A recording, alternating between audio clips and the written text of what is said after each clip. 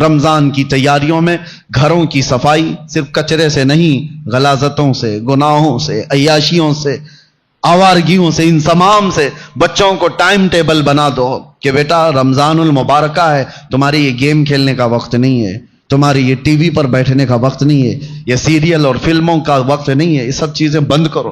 بچوں سے کہو کہ اللہ کا مہینہ آ رہا ہے، اس لیے کہ میرے آقا نے فرمایا قیامت کے دن جس کے خلاف رمضان کھڑا ہو گیا اسے جہنم میں جانے سے کوئی بچا نہیں سکے گا۔ یاد رکھو آپ، جس کے خلاف رمضان اور قرآن کھڑے ہو گئے، حضور فرماتے ہیں اس کو دوزخ میں جانے سے کوئی بچا بھی نہیں پائے گا، اور جس کی شفاعت کے لیے کھڑے ہو گئے تو پھر وہ جنت میں جا کر رہے گا۔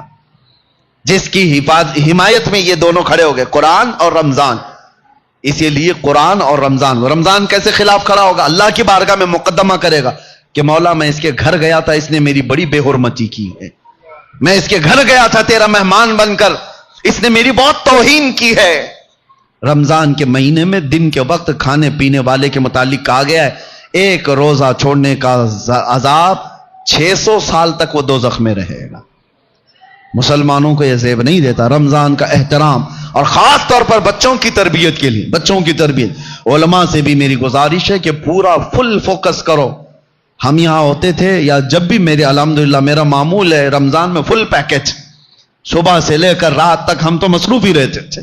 وجہ یہ ہے کہ ان کو شیطان کی وہ ڈالی ہوئی عادتوں کی طرف نہ بھیجا جائے۔ ایک مہینہ تو ہے جو اللہ تعالیٰ نے شیطان سے آزاد کر کے دیا، اس میں اگر دل کو پاک نہیں کیا تو پھر کب پاک کرے گا؟ بچوں کو خاص طور پر ایک چیز کی طرف لے آؤ، ان کے یہ موبائل کی دنیا۔ بہت سارے ماں باپ، کل میں آپ کو دیکھ رہا ہوں، ماں باپ ہم سے کہہ رہے ہیں کہ ہماری بات سے اب بچے مانتے نہیں، ڈر لگ رہا ہے ان کو بولیں گے تو الٹ پلٹ کر دیں گے، مار پیٹ کرنے لگ جائیں گے۔ آج یہ نوبت آ گئی ماں باپ کی کہ تم بچوں کو روک نہیں سکتے، ان کے ہاتھ سے موبائل نہیں لے سکتے۔ اکثر گھروں کا حال ہے یہ، میں آپ کو بتا رہا ہوں، اکثر گھروں کا لے کر کے دکھاؤ۔ یہ تو ایسا نشہ ہے جیسے چرسی اور گنجیڑی کو چرس اور گانجے سے روکا جائے تو وہ مار پیٹ پہ آ جاتا ہے، اس سے بڑا نشہ ہو گیا ہے۔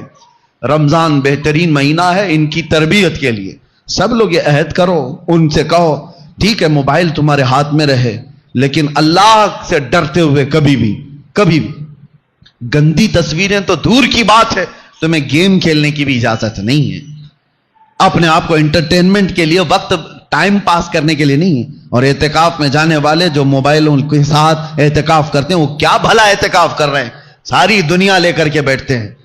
اللہ تبارک و تعالیٰ ان فواحشات سے ہماری حفاظت فرمائے۔ آپ سب رمضان کی تیاریوں میں اپنے بچوں کی تربیت پر خاص توجہ دیں۔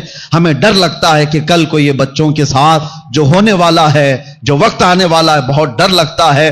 اس لیے میں بار بار تاکید کر رہا ہوں کہ اللہ ان کے ایمان کی حفاظت عطا کرے، ان بچوں کا ایمان سلامت رہے، ورنہ دنیا ان کے ایمان کی ڈاکو ہے۔ اللہ تعالی ہم سب کے بھی ایمان و عقیدے کی حفاظت فرمائے۔ السلام علیکم ورحمۃ اللہ وبرکاتہ۔